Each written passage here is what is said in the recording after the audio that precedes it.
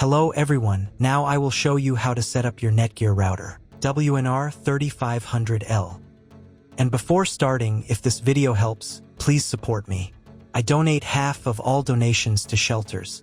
You can find more details in the description below. So, first thing you need to do is turn on the router. Take the power adapter, plug one end into an outlet, and the other into the router.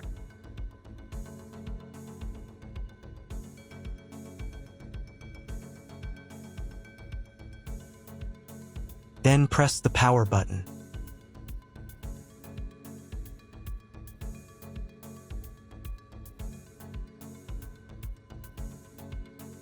When the router is powered on, the light will turn on. It may take a few minutes for it to completely turn on. Next, connect the cable from your broadband provider or from your modem to a special internet port. This port usually has a different color and labeled as WAN. Each cable should be inserted until it clicks. Now you need to reset the router to the factory settings. Press and hold the reset button on the router for 10 seconds, until the indicator lights on the router begin to flash. Sometimes this button is located inside the router casing to avoid accidental pressing. In this case, use a thin object to press on it.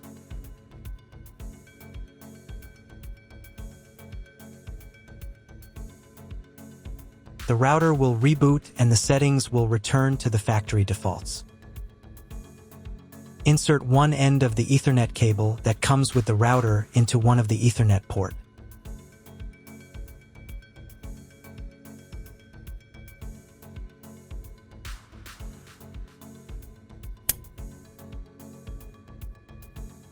And the other into your computer's Ethernet port. Please wait a few minutes for connection. The router is now connected to your computer. Now you need to set it up. But first, I will show you another method for connecting the router if you do not have an Ethernet cable or your computer does not have an Ethernet port. Connect the router to the power adapter and your internet provider's cable. This will enable Wi-Fi. If the router is new and has never been configured, the Wi-Fi network will have the name of your router. Your router has its own Wi-Fi network name and password printed on a sticker. Connect to it. Great, you've connected to the router. Now let's start setting it up. First, open your web browser and visit the URL you see on the screen. Use the URL bar instead of the search bar. Then click here.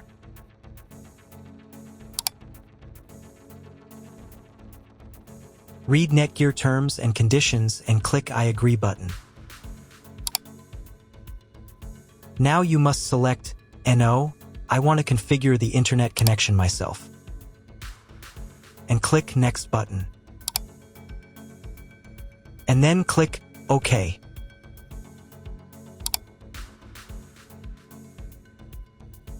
If your router settings do not look like mine, it means that your router has a different firmware. I made a video for every firmware type. You can find all the links in the description down below. So the first thing you need to do is set up a new password. The admin password is used to log in to your router's web interface. Pay attention to the password requirements. Write your new password in the first field and duplicate it in the second field. Then select 2 security questions and write answers for them. You need them just in case you need to reset the admin password in the future. Click Next. On the next page, you will find the information you need to connect to a Wi-Fi network. If you want, you can print them out. Click Next button. If the router has not been updated for a long time, the next page may automatically start the firmware update process.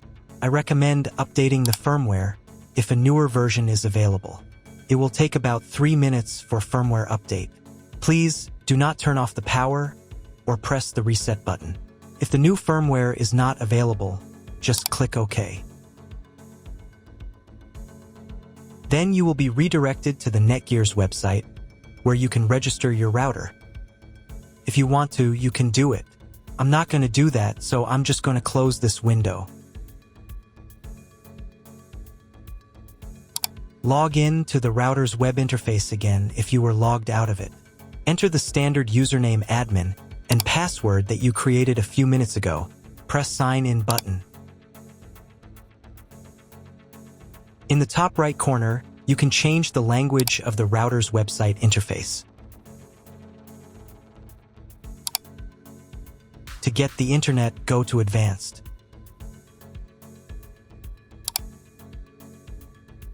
Setup Wizard. Press No, I want to configure the router myself. Then press Next button. On the next page, select the internet settings. In most cases, there are two options: connection with and without a login. Almost always, your internet connection will not require a login. All the information you need is in your internet provider's contract. If your internet connection does not require login or you do not know whether it does, select No. Leave account name and domain name unchanged.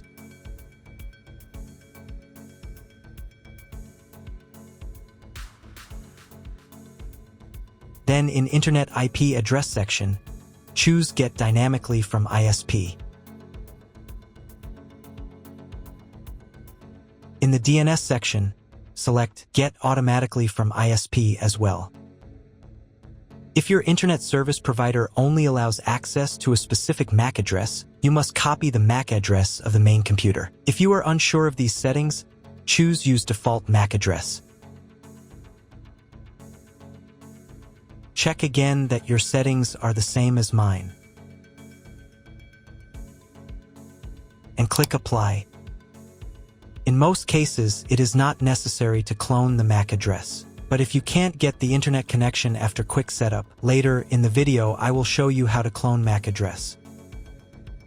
Now you need to reboot the router. Go to Advanced. Advanced Home. Click on the Reboot button.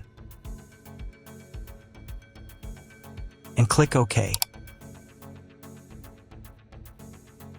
After the reboot, wait a few minutes and try to Google something. If it doesn't work, check all the cables. They must be connected correctly. Then log into the router control panel again.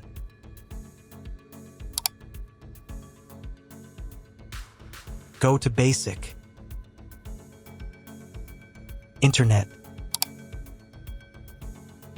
and choose Use Computer MAC Address.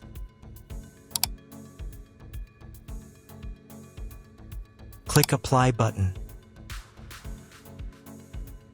And then reboot router again.